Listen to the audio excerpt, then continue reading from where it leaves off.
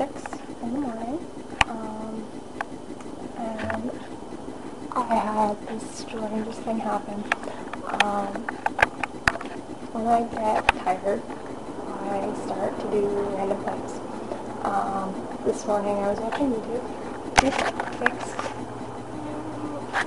So I was watching YouTube, and obviously Sun came up, and my computer decided to blue screen when I finished watching his second channel, and I therefore went to his third channel, Shane, and Shane Dawson's video, as soon as I clicked play, caused my computer to blue screen.